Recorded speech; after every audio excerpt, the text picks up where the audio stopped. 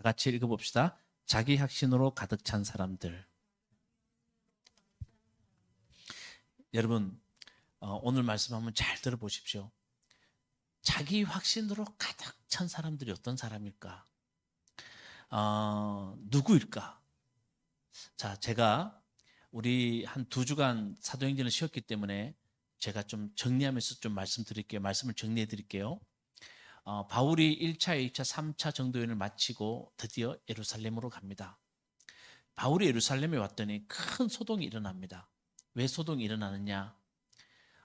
지금 말하면 가짜 뉴스 같은 겁니다. 바울은 할례도 행하지 말라 그러고 유대인들의 전통적인 법도 지키지 말라 그러고 모세를 배척하라고 바울이 가르쳤다는 그렇게 가짜 뉴스로 인하여서 사람들이 마음에 왜곡으로 인하여서 유대인들에게 그들을 분노를 일으키게 만든 겁니다.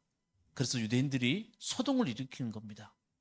그러니까 여러분, 소동을 일어나는 것을 가장 싫어하는 사람들이 제가 여러 번 말씀드렸는데 그 지역을 담당하는 로마의 지도자들입니다.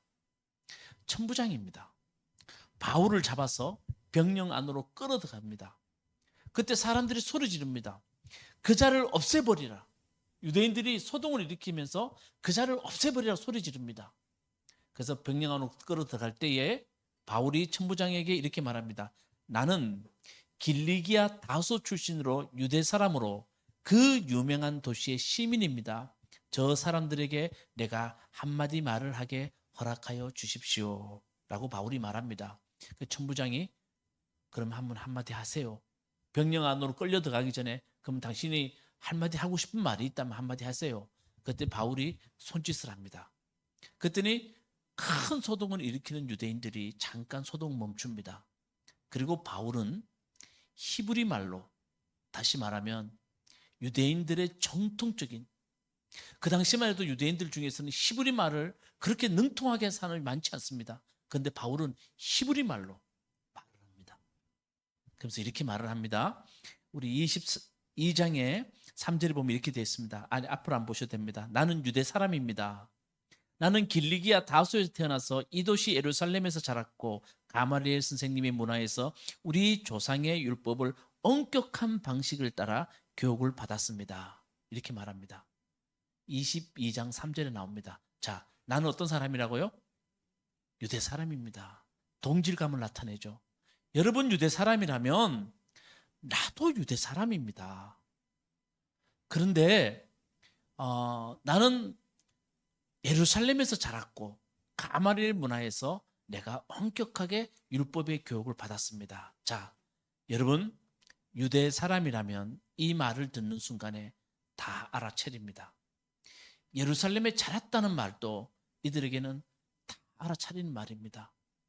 정말 엘리트 코스를 나온 사람이구나. 가말리엘 문화에서 공부했다는 말은 지금으로 말하면 유명한 대학에서 내가 공부한 사람입니다.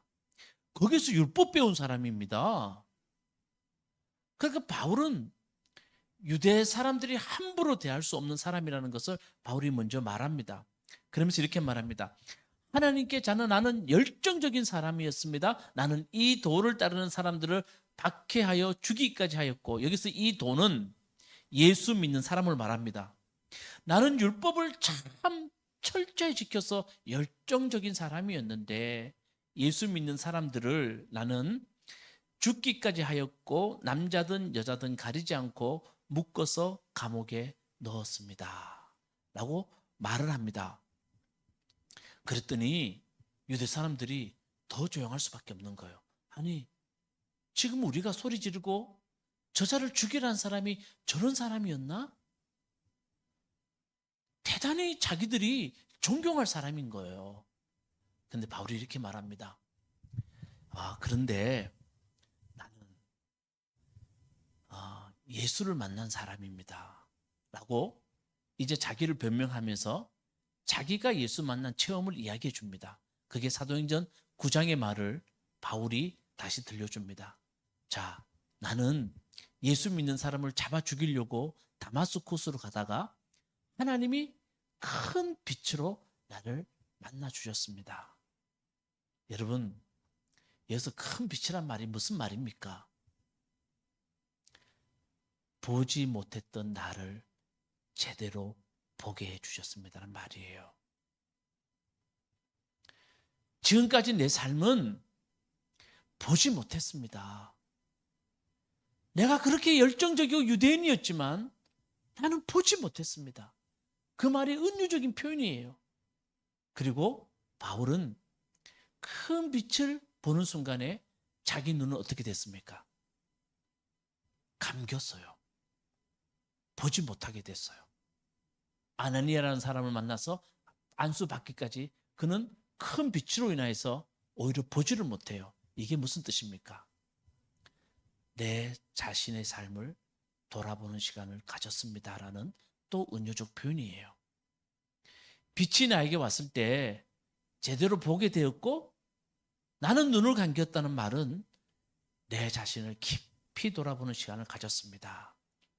그래서 아나니아 갔더니 아나니아가 바울에게 안수하면서 이렇게 말을 해요.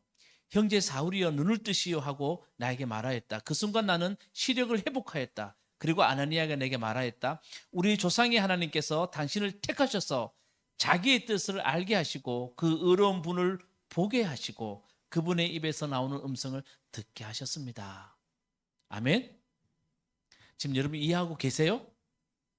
지금까지 한 거 이해하고 계시죠? 바울에게 말해요. 아나니아가 하나님이 제대로 보게 하시고 제대로 듣게 하셨습니다. 이제부터는. 그 바울이 제대로 보고 제대로 들어요. 이제부터는. 그걸 이야기해줘요. 그리고 바울이 자기 유대인들에게 지금 자기 변명을 하면서 마지막으로 이렇게 말해요. 22장 1절에서 21절까지 바울이 자기 변명을 하는데 마지막 21절 이렇게 말합니다. 가라. 내가 너를 멀리 이방 사람들에게 보내겠다. 라고 하나님이 나에게 제대로 보게 하시고 제대로 듣게 하셨습니다. 그래서 나를 어디로 보냈다고요? 이방 사람에 가라 그랬잖아요. 이방 사람에게로. 그랬더니 유대인들이 더 큰 소동을 일으키면서 뭐라 그러냐면 다시 한번 소리 지릅니다. 이런 자를 없애버려라. 살려두면 안 됩니다라고 그들이 소리를 질러요. 왜요? 그들의 정체성을 건드렸기 때문이에요. 이방인들이 구원받는 것에 대해서 그들은 용납할 수가 없어요. 하나님이 이방인들을 향하여서 하나님의 사랑이 임한다는 것을 그들은 용납할 수가 없는 거예요. 하나님이 자기들 유대인들만 사랑하고 그들에게 임했다는 생각만 그들이 갖고 있어요. 그런데 바울이 말을 해요. 나 못 보다가 제대로 봤습니다. 이제 제대로 들었습니다. 하나님이 이방인들에게 나를 가라고 말씀해 주셨어요. 이 말에 그들은 분을 참지 못하는 겁니다. 바울을 죽이라고 말합니다. 자, 잘 보세요. 잘 들으세요. 바로 이 지점이 자기 삶에 과도한 확신을 가진 사람들의 모습이에요. 과도한 자기의 확신을 가진 사람들의 모습은 어떠냐 하면 남을 용납할 수가 없어요. 자기의 옳음을 증명하기 위해서 다른 사람을 용납하지 않아요. 이게 과도한 자기 확신을 가진 사람들의 특징이에요. 그러니까 여러분 들어보세요. 종교나 문화나 이념이나 자기가 가지고 있는 것에 과도한 확신을 가지고 있는 사람을 우리는 뭐라 부르냐 하면 근본주의자라고 말을 해요. 이런 사람의 특징은 다름을 인정하지 않아요. 다름을 용납할 수가 없어요. 그러니까 어떤 일이 벌어지냐면 쉽게 폭력과 손을 잡아요. 이게 중요해요. 지금 우리 눈으로 목격하고 있어요. 과도한 자기 확신. 유대인들은 과도한 자기 확신이 있어요. 다름을 용납하지 않아요. 이게 근본주의자들이에요. 그러니까 이런 사람의 특징은 용납할 수가 없으니까 쉽게 폭력과 손을 잡아요. 여러분, 저는 오늘 여러분들에게 어떻게 들릴지 모르겠지만 신앙생활의 가장 무서운 것 중에 하나가 과도한 자기 확신이에요.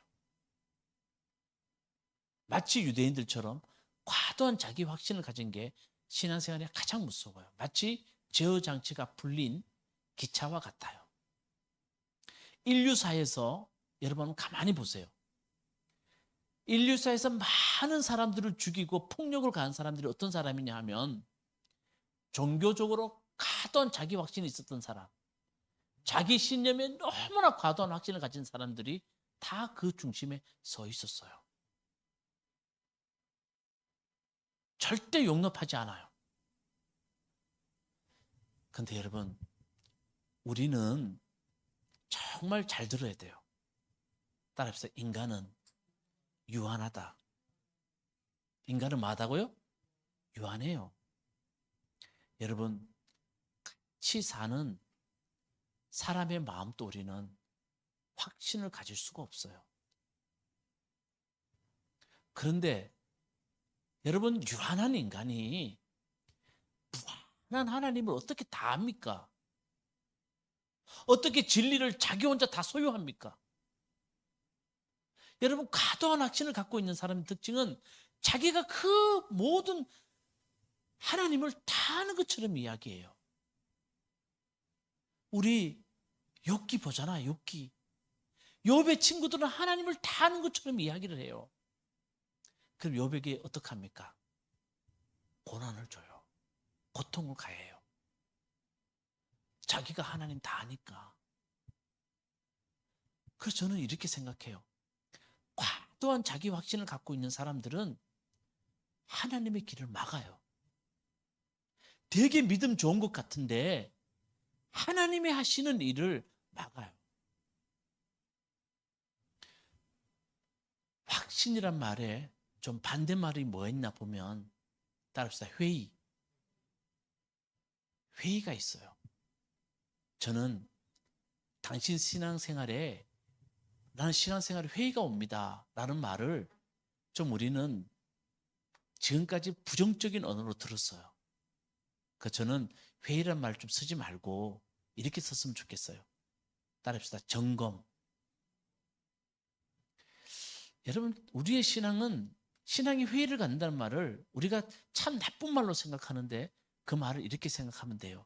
내 삶의 신앙의 점검의 시간을 가져야 돼요. 아멘. 이게 하나님의 뜻인가? 내가 바른 길을 제대로 가고 있는가? 내가 정말 이 사랑이란 말에 내가 정말 하나님의 사랑으로 내가 이 사랑을 하고 있는가? 이것에 대한 우리는 점검의 시간이 너무나 필요해요. 저도 여러분, 이 점검의 시간은 내 신앙을 나중에 보면 성장시켜요. 잘 보세요. 과도한 자기 확신을 갖고 신앙에 엄청난 확신을 갖고 있는 사람들이 또 그렇게 막 가르치는 교회가 막 부흥하는 것 같아요. 근데 저는 지켜봐요. 멈춰 있어요. 신앙이 멈춰 있다니까요.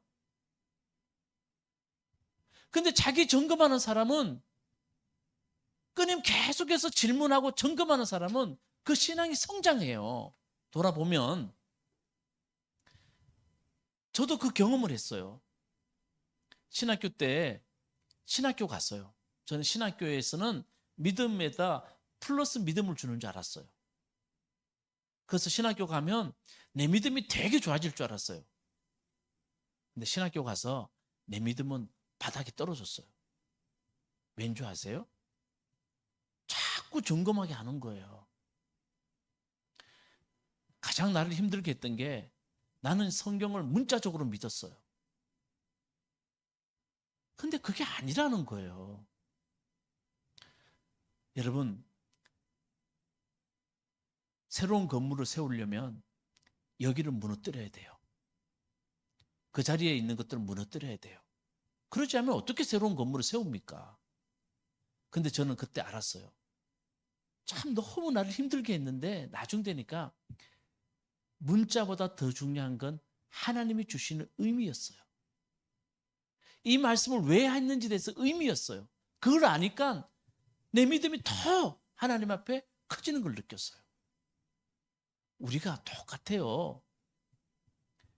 과도한 확신은 하나님의 뜻을 거스르게 해요. 막아버려요. 요즘 최근에 나는 자기 확신으로 가득 찬 그리스도인들이 다른 사람에게 행하는 폭력들을 봐요. 정말 사람들의 눈살을 찌푸리게 하고 기독교의 존재 기반까지 흔들고 있어요. 특별히 우리 청년들이 이상한 확신으로 어디 빠져가지고 하는 행동들을 보면 정말로 제 가슴이 답답하고 안타까운 마음이 생겨요. 세상의 진리를 자기들만 가지고 있다고 생각해요. 우리 민철 지사님이 바라보는 세상은 틀렸고 내가 바라보는 세상만 맞아요. 그러니까 저기 집사님이 가지고 있는 것을 내가 용납할 수가 없는 거예요. 그러니까 쉽게 뭐와 손잡는다고요? 폭력과 손잡아요. 우리가 납득할 수 없는 모임에 사람들이, 청년들이 참석을 해요. 어떤 지역을 땅밟기를 하면서 저기 지역은 무너지게 해달라고, 또 타종교가 있는 곳에 가서 불을 지르거나 땅밟기를 하면서 저것은 무너지게 해달라고 사람들이 기도해요. 저는 다 너무나 과도한 자기 확신에 쌓인 사람들의 모습이라고 생각해요. 그러니까 우리가 진짜 오늘 한번 우리를 점검해 봐야 돼요. 저는 오늘 그 이야기를 하려고 해요. 자, 여러분 보세요. 바울은, 유대인들은 과도한 자기 확신에 있었어요. 남을 용납하지 못해요. 그러니까 이 사람과 내 사이에 뭘 만드냐면 벽을 만들어요. 근데 여러분, 그 벽 안에 벽을 만들고 보니까 내가 갇혔어요. 저는 오늘날 우리 한국 교회의 성도님이나 교회가 어떤 모습일까 하면, 너무나 교회는 과도한 자기 확신에 차가지고 세상과 갈라놓고 벽을 만들었어요. 그러니까 세상에서 보니까 교회는 자기들만 갇혀 있는 것 같아요. 우리도 우리만 갇혀 있는 느낌이 들어요. 전혀 사람들은 우리 갇혀 있는 이곳에 있는 사람들을 잘 인정하지 않으려는 모습을 저는 진짜 이제는 봐요. 이게 과도한 자기 확신을 가진 사람들의 모습이에요. 유대인들은 바울이 이방 사람에게 복음을 전가하라는 하나님의 이 일을 하고 있을 때 그들은 소동을 일으키면서 바울을 용납하지 않았어요. 근데 하나님의 뜻은 이방인의 복음 전하라는 거예요. 근데 그들은 막아버렸어요. 유대인들이 자기의 세계만 갇히게 되었어요. 이게 우리가 지금 보고 있는, 목격하고 있는 거예요. 자, 그러면 잘 보세요. 바울은 이런 폭력 앞에서, 이런 과도한 확신을 갖고 있는 유대인 앞에서 어떻게 그것을 풀어나갈까? 한번 봅시다. 우리 겸이가 읽었던 곳이에요. 뭐냐 하면, 따라합시다. 로마의 시민권. 이렇게 말을 해요. 유대인들이 왜 저렇게 바울을 죽이려고 할까? 저렇게 소동을 일으킬까 할 때 그 원인을 알고자 해서 천부장, 백부장에게 바울을 눕혀놓고 패라. 원인을 찾아내자. 그럼 바울을 패려고 할 때에 바울이 말해요. 아니, 로마의 시민권을 가진 사람을 유죄 판결도 안 내리고 당신들은 그렇게 함부로 대할 수 있어? 그 당시에 로마의 시민권이라는 말은 모든 것이 가하게 만드는 것이에요. 로마의 시민권을 가지기 위해서 사람들은 돈으로도 사고 별별 방법을 다해서 로마의 시민권을 살려고 했어요. 왜? 모든 것이 가하니까. 그런데 바울은 로마의 시민권을 갖고 있대요. 백부장이 천부장한테 가요. 아니, 우리가 패려고 하는 사람, 저 사람은 로마의 시민권을 갖고 있대요. 그랬더니 모든 것이 all stop이 돼요. 로마의 시민권이 위력이에요. 힘이에요. 저는 로마의 시민권이란 말을 보면서 하나님이 저에게 주신 정말 마음이 있어요. 또 음성이 있어요. 설교를 준비하면서 월요일 날 우리 목사님들하고 같이 설교를 준비하면서 저한테 주신 생각이 뭐냐 하면 따릅시다. 그리스도인의 시민권 많이 들어보셨죠? 자, 여러분 그리스도의 시민권 그러면 어떻게 생각하냐면 너는 지옥 가고 나는 천국 가는 시민권이 나한테 있어. 여러분 이 말도 또 다른 담이 아닐까요? 제가 예전에 말씀드렸잖아요. 고등학교 때 윤리 시간에 앞에 나가서 기독교에 대해서 말해라 그랬을 때 제가 친구들한테 너희들은 다 지옥 가고 난 천국 가. 농담 아니고. 그랬더니 아이들이 열받아서 고등학교 2학년 때 자율학습 시간에 다 놀아야 되는데 한 명도 안 빠지고 나보고 다시 앞에 나가라고. 수업의 연장. 그거는 내 고등학교 때 전으로도 후로도 없는 일이 벌어졌어요. 그 다시 내가 앞에 나갔어요. 선생님도 없고 이제는 다시 물었어요. 니만 천국 가냐? 우리 엄마 아버지 다 지옥 가냐? 그래. 그래. 친구들이 화가 나서 손에 다 돌을 들려고 했어요. 진짜로. 근데 여러분 우리 하나님 그리스도의 시민권은 그걸 말하는 게 아니에요. 저는 이렇게 표현하고 싶어요. 그리스도인의 따라서 그리스도인의 품격, 주님이 주신 인격이에요. 주님의 성품이에요. 정말 세상 사람들에게 돌을 들려고 하는 유대인들에게 세상 사람들에게 우리가 보여줄 것은 다른 게 아니에요. 그리스도인의 뭐라고요? 품격이에요. 그걸 보여줘야 돼요. 그게 우리가 스스로 쌓았던 과도한 확신을 가진 사람들에게 가진 우리들이 가져야 할 마음이에요. 아멘. 여러분 그리스도의 품격 그러면 겸손, 사랑, 인내, 내려놓음 여러 가지가 있어요. 뭐 수십 개 있어요. 그런데 그리스도의 품격, 제가 지금 오늘 여러분들에게 말씀드리려고 하는 그리스도의 품격은 뭐냐면 다른 게 아니에요. 따릅시다. 과도한 확신. 그것 좀 내려놨으면 좋겠어요. 아멘. 여러분 과도한 확신이라는 말은 다른 게 아니고 이거예요. 오해하지 마세요. 목사님 저 확신 가지지 말라는 거예요? 아니고 제가 진짜 드리고 싶은 과도한 확신을 내려놓는 말은 다른 사람을 받아들일 수 있는 공간을 내 속에 마련 좀 해줘라는 겁니다. 아멘. 그게 그리스도인의 품격이에요. 저는 교회 다니는 사람들을 만나면 좀 이런 품격이 있었으면 좋겠어요. 남을 허용할 수 있는 공간이 좀 있었으면 좋겠어요. 그런데 교회 다니는 사람들을 보면 남을 허용하는 공간이 너무 적어요. 정말 너무 좁아 있어요. 우리 그런 말 해요. 어떤 분 만나면 대단히 좋아요. 교회 다니시는 분인데 저분은 참 좋으신 분이야. 정말 인간적으로 만나면 너무 좋아요, 진짜. 그런데 좀 대화하다 보면요. 꽉 막혀 있어요. 느낀 적 있으세요? 꽉 막혀 있어요. 자기와 다른 것은 틀림으로 받아들이고 그것을 용납하지 않아요. 나는 이 확신을 한 번도 굽혀 본 적이 없다 그러면서 꽉 막혀 있는 사람들 만나요. 여러분 그런 사람 만나면 야 정말 그리스도인의 품격이 느껴진다 여러분 생각이 드세요? 좀 이야기하다가 답답함이 느껴지고 정말 하나님이라는 한탄이 내 속에서 자동으로 일어납니다. 여러분 우리가 꼭 가져야 할 확신 세 가지만 있으면 돼요. 따라합시다. 하나님이 나를 사랑하신다. 이 확신 하나 있으면 돼요. 하나. 두 번째, 나는 하나님의 자녀이다. 세 번째, 죽으면 산다. 십자가 정신. 예수님 보여준 십자가 정신.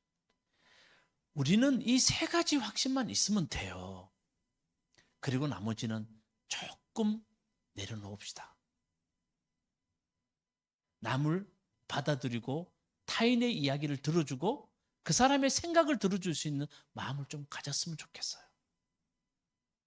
여러분, 어떤 고통이 오고 어떤 시련이 와도 하나님은 나 사랑하고 계세요. 이거 놓치지 마세요. 아멘. 내가 정말 세상적으로 가장 낮은 자리에 있어도 아니요, 하나님, 나는 하나님의 자녀예요. 여러분, 이런 사람이 자존감이 있어요. 괜히 좋은 대학 못 나와가지고 아는 척하고 네이버 같은 찾아가지고 나는 이런 거 알아요. 뭐 이런 거 필요 없어요. 몰라도 돼요. 진짜 여러분 하나님의 자녀라는 그 확신이 여러분들에게 있었으면 좋겠어요. 그리고 예수님이 가르쳐주신 십자가는 뭡니까? 죽으면 산다는 거예요. 내 삶에 어떤 상황이 닥쳐오더라도 죽으면 산다는 이 확신만 있으면 돼요. 그리스도인들은. 하나님의 자녀니 천국 가겠어 못 가겠어요? 그러니까 여러분 우리가 이런 확신만 있으면 돼요. 그리고 나머지는 좀 내려놨으면 좋겠어요. 천국 비유 중에서 하나님 나라 비유가 마태복음 13장에서 예수님이 직접 들어주는 하나님 나라 비유가 나오잖아요. 가라지 비유에서 뭐라 그래요, 예수님이? 사람들이 아니 예수님 밀밭 사이에 가라지가 있어요. 어떻게 하면 좋겠어요? 했더니 예수님 뭐라 그랬어요? 야, 당장 가서 가라지 뽑아라 그랬습니까? 그러지 않아요. 이렇게 말합니다. 아니다. 가라지를 뽑다가 가라지와 함께 밀까지 뽑으면 어떡하겠느냐. 주님이 그렇게 말해요. 그러면서 추수 때까지 가만히 두어라. 이게 무슨 말입니까? 얘들아, 사는데 선과 악이 너희도 구별할 수 있겠니? 정말 너희가 선과 속, 선과 악, 빛과 어둠, 세상에 섞여 있단다. 그거 너희 다 구별할 수 있겠니? 왜 우리는 구별한다는 확신이 여러분에게 있죠? 왜 우리에게 있죠? 주님 말씀하세요. 따라서 심판자는 하나님이시다. 그때까지 놔두라는 거예요. 저게 정말 가라진지 밀인지 정말 그게 악인지 선인지 왜 너희들이 다 아는 척하냐는 거예요. 좀 놔둬봐라는 거예요. 아멘. 세 가지 확신만 가지시면 돼요. 아멘. 그리고는 좀 내려놓읍시다. 마지막으로 한 가지 이야기만 드릴게요. 자, 여러분 룻기 아세요? 룻기 아십니까? 룻기는 저 보세요. 바벨론 포로에서 사람들이 돌아옵니다. 그리고 에스라를 중심으로 무슨 일이 벌어지냐면 종교 개혁이 일어나요. 종교 개혁이. 그 종교 개혁은 뭐냐면 우리에게 왜 이런 일이 벌어졌을까? 왜 바벨론 포로로 가는 이 어려움이 우리에게 닥쳐졌을까? 그 원인을 찾아내서 우리가 개혁하자는 거예요. 그때 이스라엘 백성들이 우리의 잘못을 찾아내요. 자기들 나름대로. 그게 에스라서 10장에 나와요. 10장 2절 3절 우리 같이 앞을 보고 읽어볼까요? 다 같이 시작. 여러분은 이방 여자들과 결혼하였으므로 배신자가 되었습니다. 그것 때문에 이스라엘의 죄가 더욱 커졌습니다. 이제 주 여러분의 조상의 하나님께 죄를 자복하고 그의 뜻을 따르십시오. 이 땅에 있는 이방 백성과 관계를 끊고 여러분이 데리고 사는 이방인 아내들과 인연을 끊어야 합니다.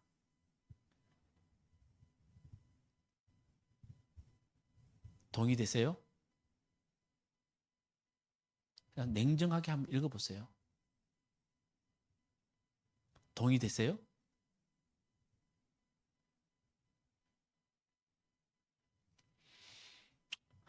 이때 기록된 게 룻기입니다. 룻기가 들려줘요. 룻은 이방 여인이었다. 아무것도 없는 자기 시어머니 나오미를 따라왔다.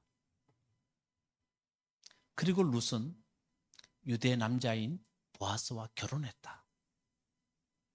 룻기 4장까지 짧고 재밌잖아요. 보아스와 결혼했다. 그리고 보아스와 룻 사이에 아이가 태어났다. 그 아이가 오벳이다. 그리고 룻기 4장 17절에 같이 읽어봅시다. 시작. 나오미가 아들을 보았다 하고 한화하였다. 그들은 그 아이의 이름을 오벳이라고 하였다. 그가 바로 다윗의 이 한 줄로 모든 것을 끝을 냅니다. 이 한 줄로 모든 사람들이 가지고 있던 생각을 바꿔놓습니다. 룻이 낳은 오벳이 누군 줄 아느냐? 이새의 아버지고 다윗의 할아버지다. 너희들이 그렇게 우리의 조상이라고 찬양하는 다윗의 할아버지가 누군지 아느냐? 이방 여인 룻이 낳은 아들이다. 그 이름은 오벳이다. 이 글을 읽는 순간에 유대인들은 에스라 때 가졌던 종교 교육이 얼마나 잘못되었는지, 자기들이 가지고 있던 그 확신이 얼마나 하나님의 길을 막고 있는지를 그들은 깨닫게 됩니다. 하나님의 길은 너희가 가지고 있는 확신보다 더 넓다는 겁니다. 아멘. 하나님의 길은 이방 여인을 통해서도 길이 열리는 것을 너희가 보아라. 너희가 갖고 있는 과도한 종교적인 확신은 가끔은 내려놓을 때가 있어야 한다. 하나님이 날 사랑하신다는 것과 자녀라는 것과 죽으면 산다는 이 확신 말고는 너희가 조금은 가지고 있는 확신들을 내려놨으면 한다. 그러면 너를 통해서 하나님이 하시는 일들이 더 많아질 것이다. 여러분, 이 이야기를 우리에게 들려줍니다. 저는 오늘 이 말씀을 보면서 제가 깨달은 것은, 제 스스로 생각하는 것은 여러분에게 가르쳐 주려고 하는 거 아닙니다. 저도 지금 우리 한국 기독교도 얼마나 사람들이 움츠러들면 움츠러들수록 너무나 자기 확신을 가지고 지금 우리의 담을 쌓고 있다는 겁니다. 하나님이 하시는 일들을 우리가 보지 못할 때가 너무나 많다는 겁니다. 그래서 우리는 조금은 우리가 정말 가져야 할 확신이 멀고, 우리가 종교적 확신은 조금 내려놓고 누군가를 받아들일 수 있는 마음이 있을 때 하나님의 일이 더 커지게 역사하지 않을까, 저는 그렇게 생각해서 오늘 말씀을 준비했습니다. 여러분에게 이 은혜가 있기를 주님의 이름으로 축원합니다.